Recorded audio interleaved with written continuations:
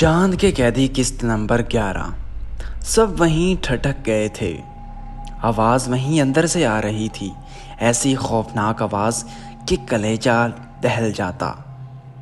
मैंने आज से पहली बार दिल की धड़कन को तेज़ होते हुए महसूस किया था। मैं लरजते कदमों के साथ आगे बढ़ा।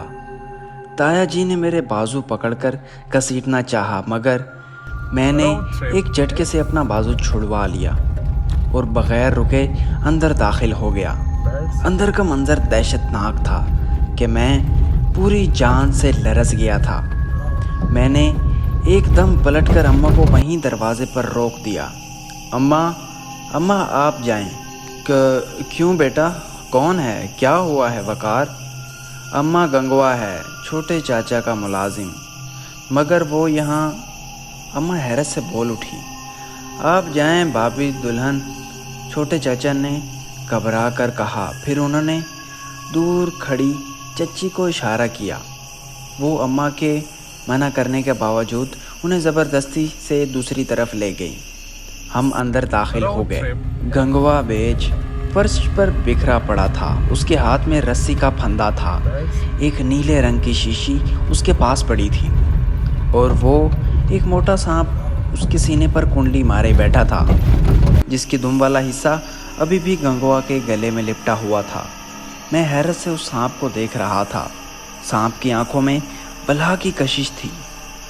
उसके बैठने का अंदाज भी बड़ा शाहाना था, क्यों जैसे कोई बादशाह अपने तख्त पर बैठा हो। वो सांप मुझे बेहद खूबसूरत लगा और मुझसे उसे ज़रा भी खौफ महसूस ना किया। असूल और कानून के मुताबिक उसकी इत्तला पुलिस को देना ज़रूरी थी। हालांकि मैं जानता था कि कोई पुलिस वाला यहाँ आकर तफ्तीश करने पर तैयार ना होगा, मगर इत्तला करना बहरहाल ज़रूरी थी। मैंने ताया से कहा कि वो थाने इत्तला कर दें। सब अभी तक दरवाजे की चौखट पर ही खड़े थे।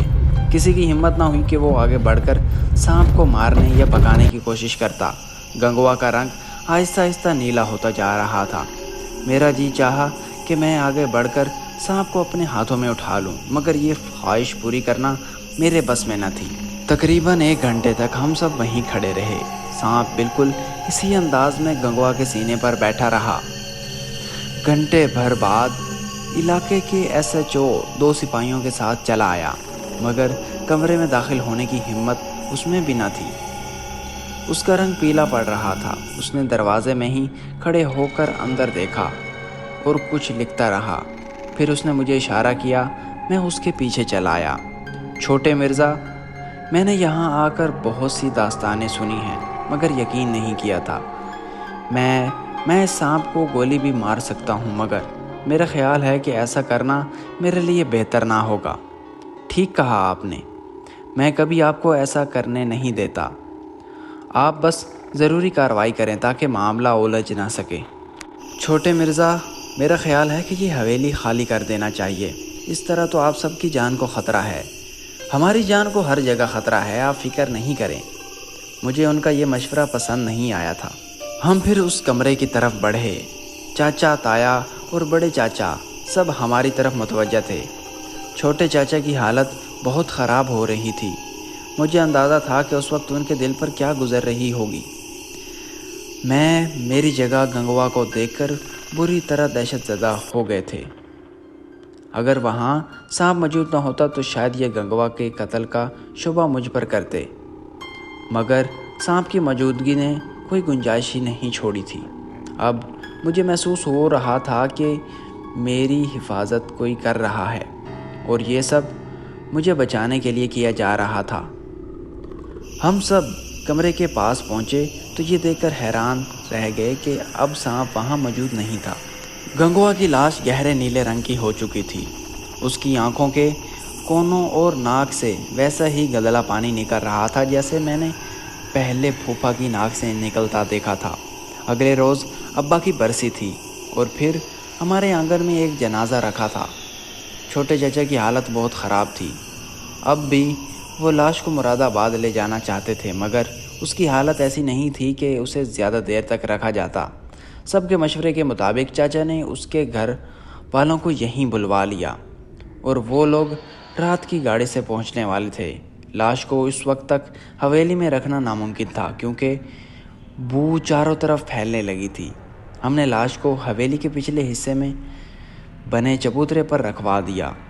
ये हिस्सा चूँकि अलग थलग और खुला हुआ था, बदबू नाकाबिले बर्दाश्त नहीं थी और फिर इस हिस्से तक भी उस शिद्दत से नहीं फैल रही थी। हमें बहरहाल उसके घर वालों का इंतज़ार करना था। हम मर्द उसी हिस्से में पलंग डाल कर बैठ गए थे जहाँ लाश रखी हुई थी। छोटे चाचा ने गालबन वो रस्सी और वो शीशी कहीं गायब करवा दी थी जो गंगवा के पास पड़ी थी।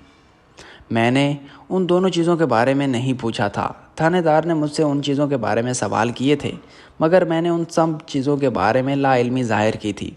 छोटे चाचा की निगाहें बार बार मेरी जानिब उठ रही थी। मैं ख़ुद भी उलझ रहा था और मेरी समझ में नहीं आ रहा था कि बात को पी कैसे जाऊं या फिर सबको बता दूं कि गंगवा ने मुझे मारने की कोशिश की थी। अगर ये बात बताता तो फिर अम्मा को मुतमईन करना मेरे लिए मुश्किल हो जाता, क्योंकि इससे पहले, मौत से काफ़ी देर पहले, मैं अम्मा के पास जा चुका था।